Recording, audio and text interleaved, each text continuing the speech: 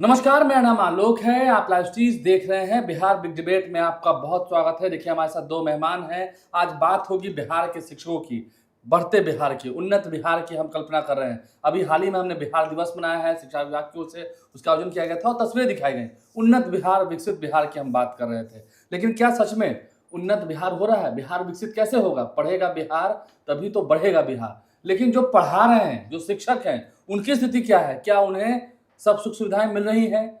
बहुत तकलीफ नहीं है? बिहार विधानसभा और बिहार विधान परिषद के सदन की कार्रवाई के दौरान कितने आवाज गूंजे? देखिए, हमारे साथ जीवन कुमार जी हैं, एमएलसी हैं, बीजेपी के शिक्षक निर्वाचन क्षेत्र से जीत के आते हैं। बहुत स्वागत है आपका, आप स्टूडियो में आए। हमारे साथ प्रमोद सिन्हा जी हैं, विपक्ष की ओर से आरजेडी के प्रवक्ता है, बहुत स्वागत है आपका। हम बात आज जीवन जी शिक्षकों की करेंगे, खड़ी खड़ी करेंगे, क्योंकि शिक्षकों की बात आप करते हैं और चुन के भी आप आए हैं। शिक्षक ही आपके वोटर्स हैं जी। शिक्षक वो व्यक्ति जिनकी गोद में प्रकाश और प्रलय पलते हैं, दोनों ही गोद में प्रकाश और प्रलय पलते हैं। क्या सच में बिहार के शिक्षकों का बड़ा उत्थान हुआ है? ट्रांसफर पॉलिसी अभी तक लंबित है, आज ही सदन में मामला गूंजा। आपने भी वित्त रहित शिक्षकों की मांग उठाई थी, सदन के भीतर आवाज गूंजी थी। तो फिर शिक्षक इतने परेशान है, कैसे आप उन्नत बिहार की कल्पना करते हैं? हम इस बात पर आपका जो है कि शिक्षक परेशान हैं और निश्चित रूप से इस पर हम हमेशा चर्चा भी करते हैं कि उनकी परेशानी कैसे दूर हो। देखिए, 100% कभी भी आम जनता की समस्या कभी दूर नहीं की जा सकती है। समस्याएं हमेशा रहती है, लेकिन समस्याओं का प्रकार बदलता है, समस्याओं का रूप बदलता है। ठीक है, और उसमें हमको ये देखना होगा कि पहले किस तरह की समस्या थी, आज किस तरह की समस्या है। जैसे हम जब चुनाव लड़ रहे थे तो उस वक्त नियोजित शिक्षकों की समस्या थी कि उनको राजकर्मी का दर्जा मिले। उसके लिए हम लोगों ने आंदोलन किया और पूरा बिहार में आंदोलन का विपक्ष, हमारी सरकार, हम शॉर्ट समय के लिए विपक्ष में भी आ गए। लेकिन हमने चुनाव के पहले ही एजेंडे को तय कर दिया। शिक्षकों ने लाठियां भी खाई थी पटना में। हमने खुद भी लाठी खाई उसके लिए, आप भी लाठी खाई। तो एक एजेंडा तय कर दिया सरकार में, मतलब तेजस्वी जी और माननीय हमारे अभी वर्तमान मुख्यमंत्री थे, तो शिक्षा मंत्री हमारे राजद के शिक्षा मंत्री थे, तो चंद्रशेखर जी थे। तो उन्होंने लाठियां बरसाने का जो भी प्लान किया होगा भाई, कि उनको लगा होगा कि ये शिक्षक के हक में अपनी मांग को मांग रहे हैं तो इन पर लाठियां बरसाओ, जो भी उनके मन में रहा होगा।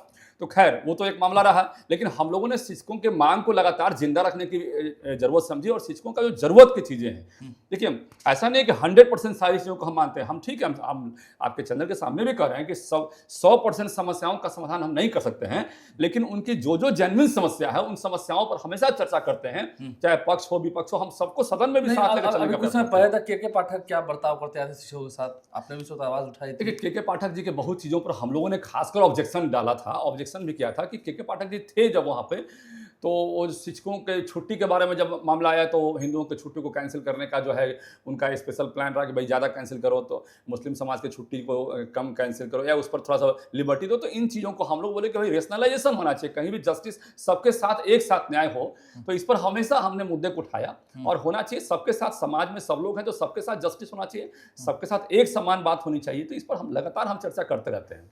नहीं, शिक्षकों की आपको लगता है कि मांग जो है वो पूरी हो रही है? अभी भी हमने कहा ट्रांसफर पॉलिसी मुद्दा, वित्त रहित शिक्षकों के अनुदान की बात, कहाँ हुई बात? देखिए, अभी जो है मुद्दा उठाना और मुद्दा उठाना और मुद्दे को अंतिम रूप दे देना, ये दोनों बड़ी चीज हैं। आपको ज्ञात हो कि 17 साल बाद जो है नियोजित शिक्षकों की समस्या लगातार चल रही थी, तो आप लोगों ने तो हम लोगों ने एक प्लेटफॉर्म बनाया। हम लोगों ने एक प्लेटफॉर्म, बिहार के जितने भी शैक्षणिक संगठन थे सबको हमारी पार्टी में बुलाया और पार्टी में बुला के सब लोगों से राय ली कि कैसे इस मुद्दे को सॉल्व किया, क्योंकि अकेले हम जब तक आपका पूरा सहयोग नहीं रहेगा तो ये समस्या का समाधान नहीं कर सकते। तो आप मान रहे हैं कि नियोजित शिक्षकों को जो राजकर्मी का दर्जा मिला है वो आप लोग के संघर्ष की बदौलत है? बिल्कुल संघर्ष हम लोग किया। संघर्ष नहीं, तेजस्वी जी ने कहा दिया, गजब बात करते हैं। तो कौन था? अरे भाई, सरकार में थे ना, तो सरकार में मांग रहे थे तो लोग कहाँ दिए? जब हम लोग लाठी खाए हम लोग, उसके बाद इनको लगा कि भाई बहुत लाठी बरसा दिए हैं, तब न दिए। ठीक है, प्रमोद सिन्हा जी, शिक्षकों की बात हो रही है, वित्त शिक्षकों की बात हो रही है, ट्रांसफर पोस्टिंग की बात हो रही है और नियोजित शिक्षकों को राजकर्मी के दर्जा देने की बात उठाई आपने। देखिए आलोक जी, अभी हम जीवन जी का सुन रहे थे, उन्होंने विस्तृत रूप से बहुत सारी बातें कहने का काम किया, लेकिन इन्होंने यह नहीं किया कि नियोजित शिक्षक को बनाया किसने, नियोजन के आधार पर नियुक्ति किसने किया। डिग्री लाओ नौकरी पाओ। हमारे आदरणीय नेता लालू प्रसाद यादव जी जब मुख्यमंत्री बने थे तो 1991 में बिहार शिक्षक नियमावली बनाने का काम किया था और बीपीएससी के माध्यम से शिक्षकों को नौकरी देने का काम किया था। तो ये समझने की बात है। और देखिए, भारतीय जनता पार्टी के नेता कहते थे कि अब धरती पर भगवान भी उतर जाएंगे, तो भी नियोजित शिक्षक को राजकर्मी का दर्जा नहीं मिलेगा। ये कई नेता कहने का काम करते थे, लेकिन आप देखिए जो हमारा कमिटमेंट, हमारे नेता आदरणीय तेजस्वी प्रसाद यादव जी का जो कमिटमेंट था, जो 2020 बिहार विधानसभा चुनाव के पहले उन्होंने बिहार की जनता से जो कमिटमेंट करने का काम किया था कि हम सरकार में आएंगे तो 10 लाख सरकारी नौकरी देने का काम करेंगे। आप देखिए 2020 के पहले 4.5 लाख रिक्त पद पड़े हुए थे बिहार सरकार में, उसकी नियुक्ति नहीं हो पा रही थी। तब हमारे नेता से जब ये बातें कही तो माननीय मुख्यमंत्री नीतीश कुमार जी ने क्या कहने का काम किया, कहता है नौकरी देंगे, पैसा कहां से लाएंगे, बाप के घर से लाएंगे, जेल से लाएगा, न जाने कैसे कैसे शब्दों का प्रयोग उन्होंने कहने का काम किया था। और उनसे यह भी सवाल पूछा गया था कि आप कहते हैं कि 10 लाख सरकारी नौकरी देंगे तो कौन सा नौकरी देंगे भाई, तो 4.5 उन्होंने बतलाने का काम किया प्रेस कॉन्फ्रेंस करके कि 4.5 लाख तो रिक्त पद पड़े हुए हैं और देश स्तर पर जो मानक है उसके अनुसार भी अगर हम उस औसत पे भी अगर हम जाएंगे तो 10 लाख सरकारी नौकरी हम लोग देने का काम करेंगे। यही देखिए मात्र 12,000 वोट के अंतर से हमारी सरकार नहीं बनती है, लेकिन जब 9 अगस्त 2022 को हमारी सरकार बनती है तो हमारे नेता का जो विजन था, जो कमिटमेंट था, जो संकल्प था, जो दृढ़ इच्छा शक्ति थी हमारे नेता का, वो सरकार में जाते ही फलीभूत हुआ और हम अपने विजन पर काम करना शुरू किए। और देखिए उस दौरान क्या क्या हुआ। सबसे पहले सरकारी नौकरी दी गई 5 लाख, उसमें शिक्षकों की बहाली बीपीएससी के माध्यम से की गई। या मात्र 90 दिनों के भीतर 2.25 लाख सरकारी शिक्षक नियुक्त किए गए। और शिक्षा मंत्री क्या कर रहे थे? नहीं, आप पूरी बात मेरी सुन लीजिए पहले, आप पहले पूरी बात मेरी सुन लीजिए। उसके बाद जो हमारे नेता ने कहने का काम किया था 2020 के पहले कि हम आएंगे तो आईटी पॉलिसी लाएंगे, टूरिज्म पॉलिसी लाएंगे, स्पोर्ट्स पॉलिसी लाएंगे, वो लाने का काम किए। आज तो सरकार से हम सवाल कर रहे हैं ना कि जब ये पैसा का रोना गाते थे माननीय मुख्यमंत्री नीतीश कुमार जी, क्या बीपीएससी के जो शिक्षक जो अभी बहाल हुए हैं जो महागठबंधन की सरकार में, क्या उनको वेतन नहीं मिल रहा है? दूसरी बात है कि देखिए जो नियोजित शिक्षक थे उनको भी राजकर्मी का दर्जा इसी 17 माह के कार्यकाल में हुआ। हमारे नेता तेजस्वी प्रसाद यादव जी ने नियोजित शिक्षकों से यह वादा किया था। नहीं, ये वादा आपने देखा था आलोक जी शिक्षकों के बीच जाकर के उनके धरना पर हमारे नेता ने यह वादा करने का काम किया था कि हमारी सरकार बनेगी तो हम आप लोगों को राजकर्मी का दर्जा देने का काम करेंगे।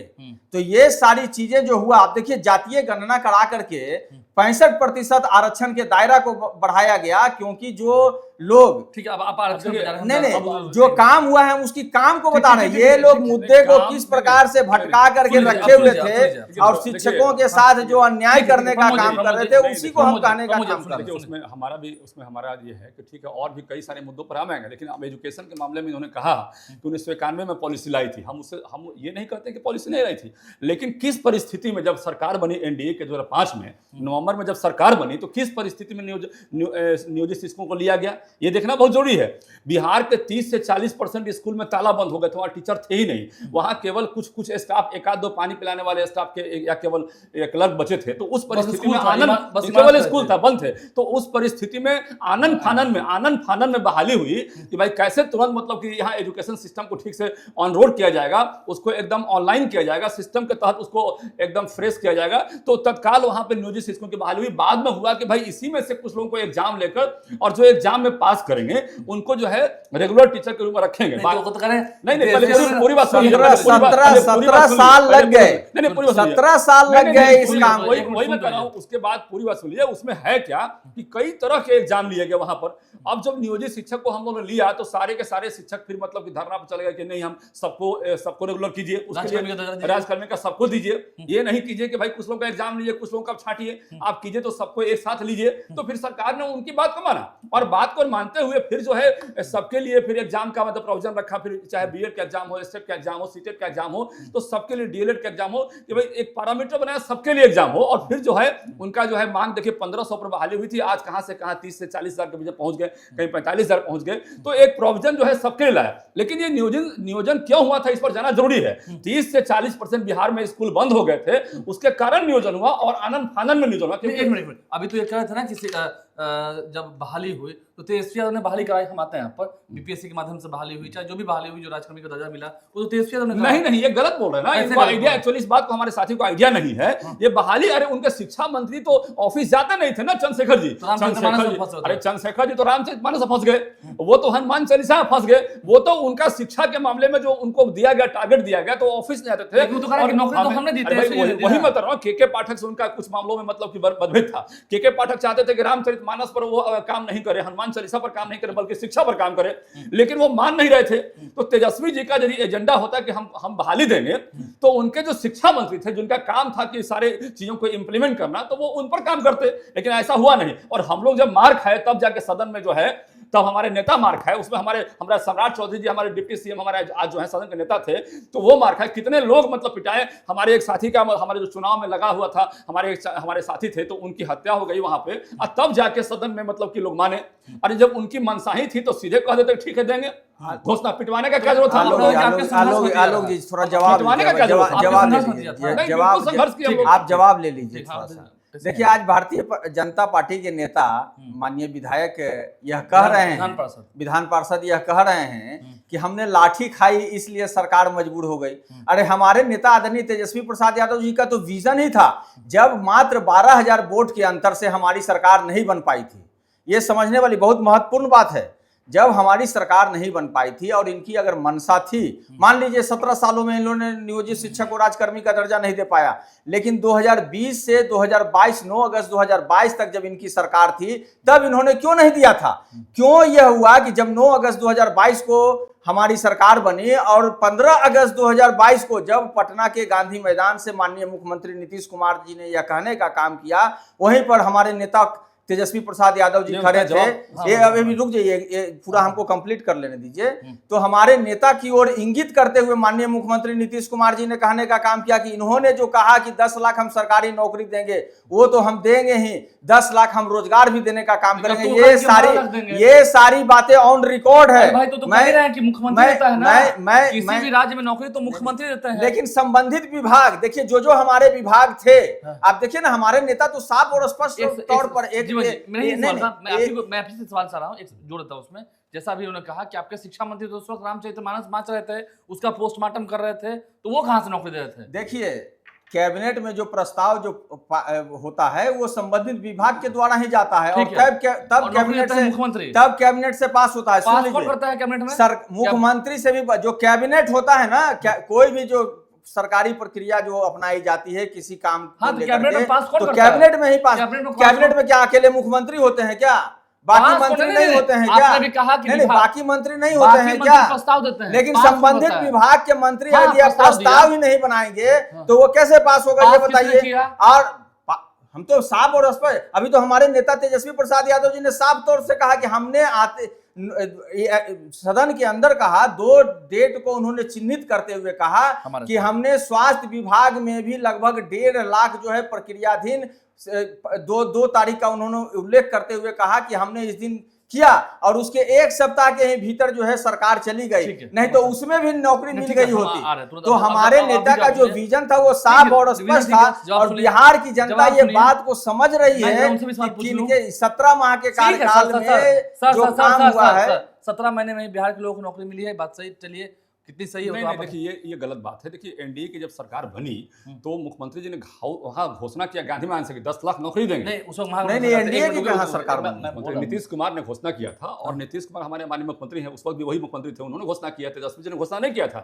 तेजस्वी जी उनको फिर बाद में जब वो घोषणा किए, और ये पहले से हम लोग का, जब हम लोग सरकार में पहले थे तो हम लोग का एजेंडा था, और वो प्रक्रियाधीन था, वो एजेंडा था, तो एजेंडा में सारे मामले प्रक्रियाधीन थे। लेकिन संजोग से ये 17 महीने मिला तो तेजस्वी के साथ। पहले सुनिए बात को, संजोग से ये 17, यदि उनकी मनसा होती, आप तेजस्वी जी की बात करें, उनकी मनसा होती तो हम लोग को लाठी से पिटवाने का थोड़े काम करते। वो यदि आप उनकी बात कर रहे हैं तो लाठी से पिटवाने का मनसा क्या था? सीधे सरकार का जो विजन था, सरकार अपने विजन पे काम कर रही थी, सरकार अपने विजन पे काम कर रही थी ना। और आप देखिए ना, एक काम हुआ है क्या? हजार लोगों को, हमारे बहुत सारे शिक्षक मित्र थे, और किसी का नाम नहीं लेंगे, लेकिन बहुत सारे शिक्षक मित्र का घायल हो गए वहां पर। आज बताइए ना, ट्रांसफर पोस्टिंग क्या हुआ?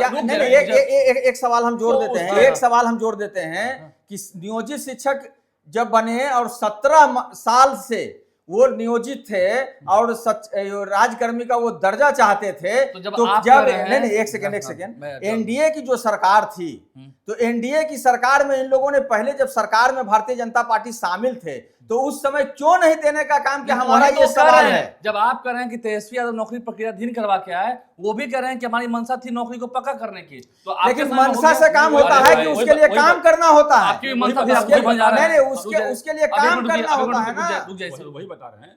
तो ये जो हम बता रहे हैं कि जब उनकी मंशा होती नौकरी देने की तो पिटवाने का काम नहीं करते। हमारे बहुत सारे शिक्षक घायल हुए, तो ये घायल करने का काम नहीं करते। उनकी मंशा नहीं थी, वो केवल मतलब कि मीडिया में कुछ बोल रहे थे, लेकिन काम उनके मंत्री कुछ और कर रहे थे। काम उनके मंत्री शैक्षणिक माहौल को सुधारने का नहीं कर रहे थे, बल्कि पूरे बिहार के शिक्षा बिहार की जनता जो है जान चुकी है कि किनका विजन था सरकारी नौकरी देने का और बीपीएससी के माध्यम से नौकरी देने का। 17 साल का जो सरकार का शासन चला, तो पहले तो नियोजित शिक्षक को लिया गया, बाद में उनका जो एग्जाम का प्रक्रिया चला, तो एग्जाम में सीटेट पास किए, कुछ लोग बीएड पास किए, कुछ लोग डीएलएड पास किए, तो उनको एग्जाम का मौका दिया। आप ये बताइए ना, शिक्षकों की बात हो रही है, ट्रांसफर पोस्टिंग की बात हो रही है, ट्रांसफर पोस्टिंग कब तक फाइनल हो पाएगा? मैं वही बता रहा हूं कि कितनी बढ़िया व्यवस्था। अब मतलब कि पहले क्या व्यवस्था था, आज क्या 40% स्कूल बंद थे, सारे स्कूल को चालू किया गया। 60% ही जब हमारी सरकार आई तो 60% ही स्कूल चल रहे थे। आनन फानन में इसलिए नियोजन हुआ और नियोजित शिक्षकों की बहाली हुई, क्योंकि बहाली की पूरी प्रक्रिया पूरा करने में ये फैसला हुआ कि लंबा समय लगेगा, तब तक तो स्कूल बंद ही रहेंगे। स्कूल को चालू करने का फैसला हुआ और फिर ये डिफरेंट एग्जाम लेने में कई वर्ष लगे। ऐसा नहीं है कि नियोजन की प्रक्रिया में हम लोग कहीं पीछे हटे, और कई वर्ष लगे उसमें, और उसके बाद जो है सबको धीरे धीरे वहां पर अपडेट करने का प्रयास किया गया। आप ही बताइए ट्रांसफर पोस्टिंग, फिर हम ट्रांसफर पोस्टिंग की मैं बात कर रहा हूं। हाँ, अभी जब राजकर्मी का दर्जा मिल गया तो ये ट्रांसफर की समस्या तो आई है, निश्चित रूप से आई है। तो ट्रांसफर की समस्या पर भी लगातार सरकार काम करी। 1,90,000 देखिए 1,90,000 एप्लीकेशन पड़े हैं, और उसमें चूंकि विभाग में भी बीच में हाउस भी आ गया, और बीच में ये हाउस का सवाल पूछा, जवाब मिला, हाउस में बिल्कुल मिला, सारे सवालों का जवाब मिला, सारे सवाल। आज भी उसमें सवाल था, आज भी ट्रांसफर पर सवाल था हमारा। आज हमारे पूर्व शिक्षा मंत्री विजय चौधरी जी भी हमारे साथ थे, आज हमारे शिक्षा मंत्री भी थे। सब लोगों ने बोला कि हम लोग इस अभी जो हम 10,000 किए हैं, इसके बाद हम अप्रैल में और करेंगे। अभी हम फेज बाय फेज जो हम लोग प्रोग्राम किए हैं, इसलिए फेज बाय फेज किए हैं कि एक बार में कर देंगे तो बहुत सारे हमारी जो महिला शिक्षक है वो घर आना चाहती है, और जब उनका पोस्टिंग उस जगह पे पोस्टिंग किसी का हो जाएगा तो हमारी महिला शिक्षक बहनों का वहां पोस्टिंग नहीं हो पाएगा। अभी हम लोगों ने आज हाउस में पुरुष शिक्षकों का भी उठाया मामला, और वहां पर भी हमने बोला कि नौकरी उन्होंने दिया ना। नहीं, नौकरी कहां दिया? नौकरी तो हम लोग दिए ना, 17 महीने में तो दिया ना। कहां दिया? लाठी से पिटवाने का काम किया ना। नौकरी गांधी मैंने नौकरी कैसे दिया? तेजस्वी जी ने नौकरी दिया, लाठी से पिटाए हम, तब जाके घोषणा हुआ वहां पर। लाठी से पिटाने से घोषणा हो गया, लाठी से पिटाए हम, पिटाने से घोषणा हो गया, तब जाके घोषणा हुआ वहां पर। पता नहीं सरकार का। आप देखिए, जब इनको नौकरी तो ये लोग दे नहीं पाए, लेकिन जब शिक्षकों का जो स्थानांतरण का जो मांग है, उस प्रक्रिया को किस तरीके से ये लटका रहे हैं, सरकार में ये खुद शामिल है। इनकी जवाबदेही और जिम्मेवारी जो है शिक्षकों के प्रति जीवन जी की बहुत अधिक है। बावजूद सरकार में रहते हुए जो उनका जो मांग है उसको भी ये पूरा नहीं करवा पा रहे हैं। सरकार में है, कहते हैं कि हम सरकार से सवाल करते हैं, तो सरकार आपके सवालों पर खड़ा क्यों नहीं उतरने का काम कर रही है? आज अफसरशाही की पराकाष्ठा तो जब सदन में माननीय मुख्यमंत्री नीतीश कुमार जी कहते हैं कि 10 बजे से स्कूल चलेगा और उनकी बातों को ही अनसुना कर दिया जाता है।